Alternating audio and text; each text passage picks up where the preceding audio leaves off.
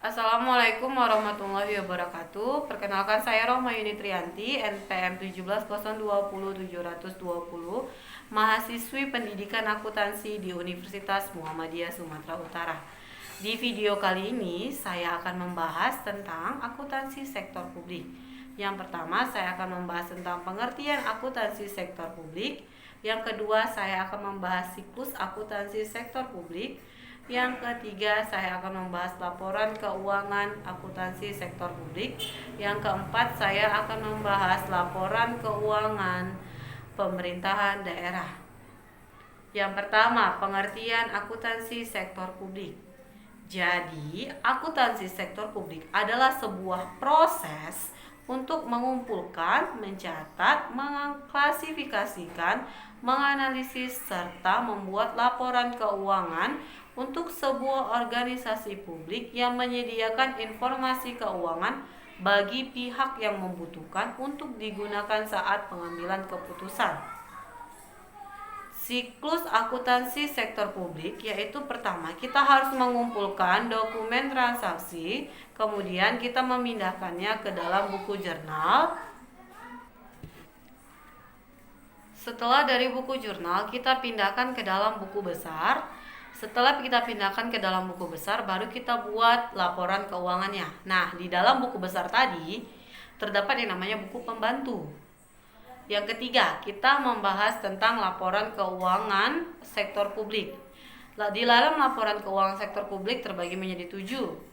Yang pertama adalah laporan realisasi anggaran, yang kedua ada laporan perubahan saldo anggaran lebih, yang ketiga ada neraca, yang keempat ada laporan operasional, yang kelima ada laporan arus kas, yang keenam ada laporan perubahan ekuitas, yang ketujuh ada catatan atas laporan keuangan.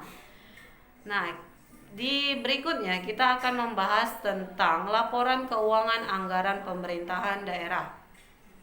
Tidak ada perbedaan antara laporan pemerintahan daerah dengan laporan sektor publik. Di laporan pemerintahan daerah terbagi menjadi 3. Yang pertama ada laporan pelaksanaan anggaran, yang kedua ada laporan finansial, yang ketiga ada catatan laporan keuangan.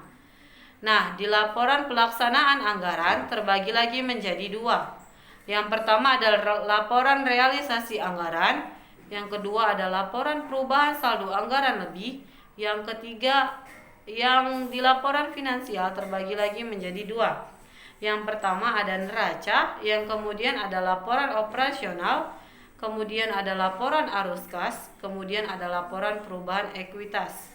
Di terakhir laporan keuangan, yaitu ada catatan atas laporan keuangan.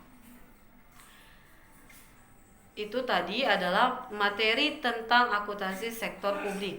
Kemudian kita akan membahas tentang belajar online selama masa pandemi COVID-19.